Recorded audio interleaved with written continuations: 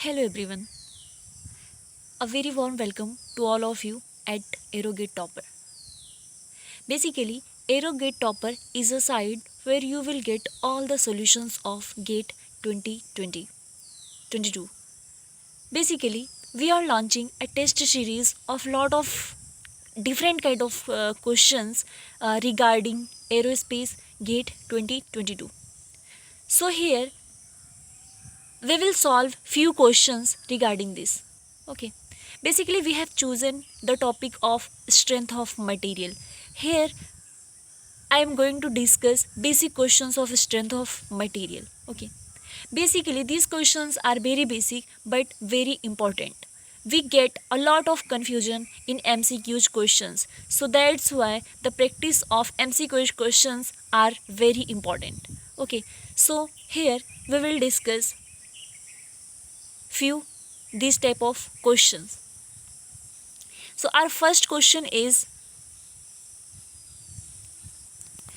listen, our first question is strain is defined as the ratio of. Okay, so first of all we are going to know what is strain. Okay, so listen, strain होता क्या है. Basically जब हम सोम start करते हैं, सोम के में जो पहला टॉपिक हम पढ़ते हैं that is stress and strain. Okay, so first of all we are going to discuss about strain. What is strain? Listen, basically हम मान सकते हैं कि ये अपना क्या है, कोई एक क्रॉस सेक्शन है. ओके, हम यहाँ पर लोड लगा रहे हैं लाइक दिस, लोड लगा रहे हैं. अब जब हमने दोनों साइड में पी लोड लगाया है, तो लोड की वजह से ये जो बॉडी कुछ इस शेप की थी वो क्या होगी, इस डायरेक्शन में कुछ एक्सटेंड होगी, और मतलब इसकी लेंथ जो है वो इंक्रीज़ होगी. पहले इसकी लेंथ ये थी, अब इसकी लेंथ क्या होगी, अब इसकी लेंथ ये होगी. इसकी लेंथ इंक्रीज़ हुई और जो इसकी विथ पहले ये थी वो क्या हुई, विथ डिक्रीज़ होगी, इतनी होगी. मतलब इसने क्या करा, इसने शेप और साइज़ में यानी वॉल्यूम में, क्रॉस सेक्शन में, एरिया में इसने क्या करा, मॉडिफिकेशन करा, चेंजेस आए. क्यों आए? Due to applied load. Okay, so जो स्ट्रेन हम किसे बोलते हैं, strain change in volume divided by, मतलब जो इसके वॉल्यूम में चेंजेस आए ना, जो भी वॉल्यूम में, शेप में, साइज में, जिसमें भी चेंजेस आए, बेसिकली बोल सकते हैं कि change in length divided by original length, ये अपना क्या है, स्ट्रेन है. बट बेटा जी स्ट्रेन का ये बेसिक डेफिनेशन है, लेकिन जब अगर आप इस क्वेश्चन के अकॉर्डिंग बात करोगे तो स्ट्रेन क्या होगा, चेंज इन वॉल्यूम पर original volume, change in length पर original length, change in cross section area to the original cross section area.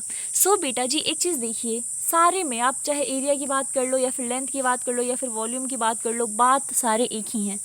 ठीक है, तो इसका जो करेक्ट आंसर होगा वो क्या होगा, last option. All options are correct, because strain होता क्या है, किसी भी बॉडी में जो चेंजेस आते हैं डिवाइडेड बाय ओरिजिनल बॉडी. ठीक है, यहाँ पर हम ज्योमेट्रिकल शेप्स की बात करते हैं, तो पहले का जो आंसर है वो क्या है, ऑल ऑप्शंस आर करेक्ट. ठीक है, नेक्स्ट देखो, नेक्स्ट क्वेश्चन अपना है, the Poisson's ratio for most of the material is closed to.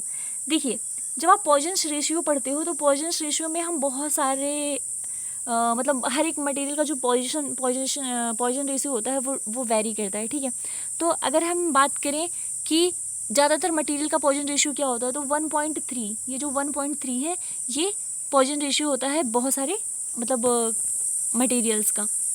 ठीक है, नेक्स्ट अपन बात करते हैं, Poisson's ratio is defined as the ratio of. देखो पॉइजन्स रेशियो होता क्या है, basically lateral stress divided longitudinal stress divide by lateral stress, यानी कि इसका ऑप्शन बी सही है. देखो लॉन्गिट्यूडनल स्ट्रेस और लेटरल स्ट्रेस दोनों में कोई डिफरेंस नहीं है बेटा जी. अपन स्ट्रेस की चलो बात कर लेते हैं. ये हमारी बॉडी थी, हमने इसके ऊपर फोर्स लगाया, फोर्स पर यूनिट एरिया अपना क्या होता है, स्ट्रेस. हमने फोर्स लगाया, ये हमने फोर्स किस डायरेक्शन में लगाया, ये हमने फोर्स हॉरिजॉन्टल डायरेक्शन में लगाया. यही फोर्स अगर हम वर्टिकल डायरेक्शन में लगा दें तो ये क्या हो गया, वर्टिकल डायरेक्शन का फोर्स. तो जो फोर्स लॉन्गिट्यूडनल डायरेक्शन में लगा है, ये हो गया अपना लॉन्गिट्यूडनल और ये हो गया लेटरल। तो longitudinal direction divide by lateral direction में जो फोर्स लगा है या स्ट्रेस लगा है उसी को अपन क्या बोलते हैं, पॉइजन्स रेशियो। ठीक है, सो आई थिंक ये क्वेश्चन क्लियर होगा, मतलब इसका ऑप्शन सही है हमारा बी। नेक्स्ट क्वेश्चन है the property of the material to regain its original shape after deformation when the external forces are removed. देखो होता क्या है, मैं बताती हूँ आपको एक चीज़, प्लास्टिसिटी इलास्टिसिटी इन दोनों में, ड्यूरेबिलिटी तो मटेरियल की वो कितना ड्यूरेबल है, मतलब कितना टाइम तक वो रह सकता है, वो होगा ड्यूरेबिलिटी। बट जब अपन बात करेंगे किसकी, प्लास्टिसिटी और इलास्टिसिटी की, ये दोनों चीज़ें काफ़ी इंपॉर्टेंट हैं। कोई मटेरियल है, ठीक है, मटेरियल के ऊपर हमने कोई एक्सटर्नल फोर्स लगाया, ये मटेरियल जो पहले इस टाइप का था अब वो कुछ इस शेप में आ गया, ठीक है, मैंने क्या करा, ये फोर्स हटा दिया, जब मैंने फोर्स हटाया इसका शेप यही रह गया, इट मीन्स कि क्या हुआ, इसके अंदर कौन सी प्रॉपर्टी है, प्लास्टिसिटी। पर मैंने क्या करा, कोई मटेरियल लिया, मटेरियल के ऊपर मैंने फोर्स लगाया, ये एक्सटेंड हुआ कुछ इस टाइप का, फिर मैंने जैसे ही ये फोर्स हटाया एक्सटर्नल फोर्स, ये अपने ओरिजिनल शेप साइज में आ गया, तो इसे क्या बोलते हैं, इलास्टिसिटी। तो देखो होता क्या है, the property of a material to regain its original shape after deformation when the external forces are removed as elasticity. क्या होगा इसका आंसर, इलास्टिसिटी।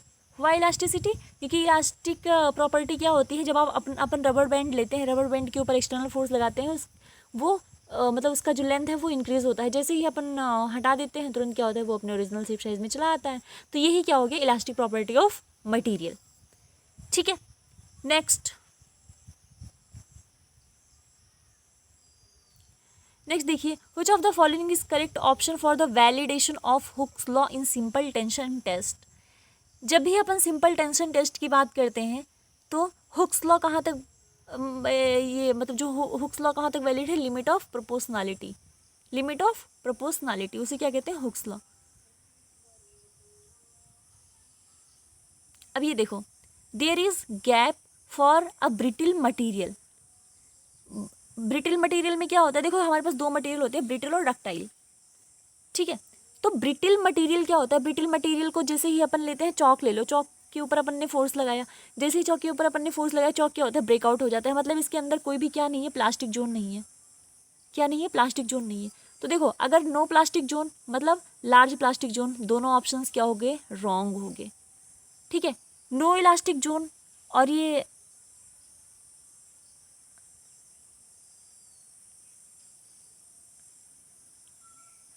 देखो क्या बोला है, there is a for a brittle material, listen, there is for a brittle material, मतलब यहाँ पे नो ऑप्शन लगा है, ओके। एक सेकेंड, देखो क्वेश्चन पूछा है there is for a brittle material, क्या ब्रिटल मटेरियल के पास होता है, लेकिन इन दोनों के आगे क्या लिखा है, नो नो, यानी कि लार्ज प्लास्टिक जोन गलत, लार्ज इलास्टिक जोन गलत, elastic zone, no elastic zone गलत, इसमें सही ऑप्शन क्या है, नो प्लास्टिक जोन, मतलब ब्रिटल मटेरियल के पास क्या होता है, प्लास्टिक जोन नहीं होता, ठीक है। नेक्स्ट क्वेश्चन है solid resist which of the following stress. जब भी अपन किसकी बात करते हैं, सॉलिड बॉडी की, तो देखो रेजिस्ट मतलब क्या होता है, अपोज करना, रेजिस्ट मतलब क्या होता है, अपोज करना, ठीक है। तो जब भी अपन किसी बॉडी के ऊपर कोई फोर्स लगाते हैं तो वो किन किन चीज़ों से, मतलब अगर ये अपनी कोई बॉडी है, इसके ऊपर हमने कोई लोड लगाया, तो सबसे पहले चीज़ क्या होगा, ये बॉडी जो है खींचेगी नहीं, क्योंकि जब अपन इसको खींचेंगे तभी ये लोड लगाएगा, जब अपन इसको कंप्रेस करेंगे, कुछ इस टाइप का फोर्स लगाएंगे तभी ये क्या करेगा, रेजिस्ट करेगा, मतलब अपोज करेगा, शेयर स्ट्रेस लगाएंगे तभी अपोज करेगा, तो इसका आंसर क्या होगा, all of these, okay. Next question is which of the following is dimensionless quantity. क्या बोला है, which of the following is dimensionless quantity. बेटा जी अगर अपन शेयर स्ट्रेस की बात करें तो शेयर स्ट्रेस क्या होता है, P/A, बल्क मॉडुलस ये भी नहीं, शेयर मॉडुलस ये भी नहीं।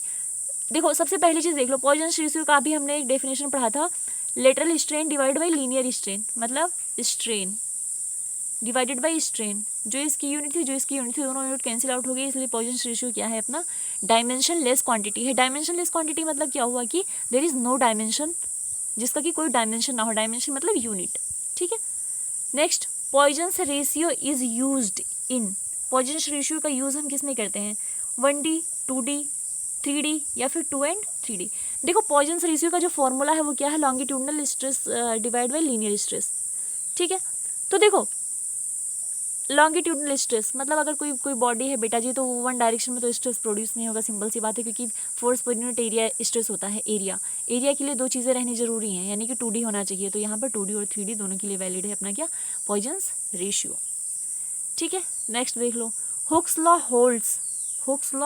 होल्ड्स गुड अप टू, कहाँ तक के, अभी हमने हुक्स लॉ की पढ़ी थी कंडीशन, तो वो क्या थी, लिमिट ऑफ प्रोपोर्शनैलिटी, मतलब लिमिट ऑफ प्रोपोर्शनैलिटी तक जो हुक्स लॉ है वो अच्छे से काम कर सकता है। ठीक है, next question, if equal and opposite forces applied to a body tend to elongate it, the stress so produce is called, देखो क्या क्वेश्चन बोला है, ये कोई शेप है, कोई बॉडी है, इसके ऊपर इक्वल एंड अपोजिट फोर्सेस लग रहे हैं, लाइक यहाँ पर अगर 1 न्यूटन लग रहा है तो यहाँ पर भी 1 न्यूटन फोर्स ही लग रहा है, तो ये दोनों एक दूसरे को आपस में क्या कर रहे हैं, खींच रहे हैं, तो यहाँ पर क्या हो रहा है, टेंशन हो रहा है, इसलिए यहाँ पर कौन सा स्ट्रेस होगा, दैट इज टेंसाइल स्ट्रेस, क्या होगा, टेंसाइल स्ट्रेस। ठीक है, next question, the elastic constant E, G and K are related expression, देखो इसका सबसे सिंपल सा फंडा है, इस क्वेश्चन का एक बहुत ही अच्छा फंडा है, ओहो I did a small mistake, यहाँ पर क्या होना चाहिए, ये 9 है, ये 3 नहीं है, ये 9 है, ओके। तो देखो इसको याद करने,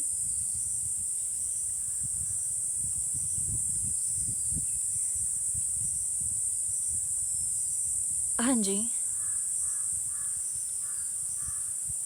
ठीक है, एक्चुअली ये रिपीटेड हो गया है, इसका जो करेक्ट आंसर है उसमें ये होना चाहिए, इसके प्लेस पे ये होना चाहिए 9 G K divided by G plus 3K, ये एक ऑप्शन है, देखो ये है 3 तो ये है 9, ऐसा कहीं पर भी दिखे तो आप समझ लीजिएगा कि इसका आंसर यही सही है, तो ये है एक्सप्रेशन किसका, elastic constant E, G and K का, तो 9GK divided by G plus 3K। ठीक है, next, a steel bar is fixed at both ends, if the bar is heated it will develop, अगर मान लो क्या है कि हमने कोई एक स्टील का बार है, ठीक है, और हमने क्या करा है, इसको दोनों एंड से फिक्स कर रखा है, ये यहाँ से भी फिक्स है और ये यहाँ से भी फिक्स है, तो जब अपन इसे गर्म करेंगे तो ये क्या करेगा, कौन सा स्ट्रेस प्रोड्यूस करेगा, it will produce compressive stress, क्यों, क्योंकि जब अपन इसे गर्म करेंगे तो ये क्या होगा, ये जो बीच में बार है वो कंप्रेस होगा, ठीक है, क्योंकि बाहर जाने की कोई जगह नहीं है, वो फिक्स है। नेक्स्ट क्वेश्चन है अपना, in a composite parallel bar the resultant strain produced will be, resultant strain जो प्रोड्यूस होगा वो क्या होगा किसी भी कंपोजिट पैरेलल बार में, ठीक है, तो इसका आंसर होगा sum as the strain produce in each bar. देखो कंपोजिट बार है, कंपोजिट भी है और पैरेलल बार भी है, यानी कि एक दूसरे के पैरेलल हैं सारे के सारे, मतलब कुछ इस टाइप से, ठीक है, तो यहाँ पर जो भी स्ट्रेस प्रोड्यूस होगा इन सारे को सम कर दो और इसमें जो स्ट्रेन प्रोड्यूस होगा वही क्या होगा, सारे बार में स्ट्रेन प्रोड्यूस होगा। अब देखो, deformation per unit length in the direction of force is known as linear strain, कैसे, हमने यहाँ से फोर्स लगा रखा है, जो स्ट्रेन डेवलप हो रहा है वो क्या हो रहा है, जब अपन इसको खींच रहे हैं तो ये कुछ इस टाइप का हो रहा है, तो ये क्या होता है हमेशा लीनियर स्ट्रेन। ठीक है, हमारा नेक्स्ट क्वेश्चन क्या है, नेक्स्ट क्वेश्चन है, a cantilever beam of rectangular cross section is subjected to a load W at its free end. If the depth of the beam is doubled and the load is held half the deflection of the free as compared to the deformation, इसका answer होगा 1/16। ठीक है, next question है अपना, a rod with a length of 100 centimeter and diameter of 4 centimeter undergoes an axial, दिया क्या है, देखो rod with a length of 100, एक रॉड मान लिया, ये हमने माना कि इसका जो लेंथ है वो कितना है 100, 100 क्या सेंटीमीटर, ठीक है। एंड डायमीटर ऑफ 4 सेंटीमीटर, अच्छा ये रॉड था, ठीक है। अब रॉड था तो ये कुछ इस टाइप का होगा। इसका जो डायमीटर है वो कितना दिया है, वो दिया है 4 सेंटीमीटर। इसके ऊपर हमने क्या करा है, एक्सियल पुल लगाया है 50 किलो न्यूटन का। तो हमें स्ट्रेस निकालना है। P इज इक्वल टू क्या होता है, F/A, और सिग्मा इज इक्वल टू क्या होता है,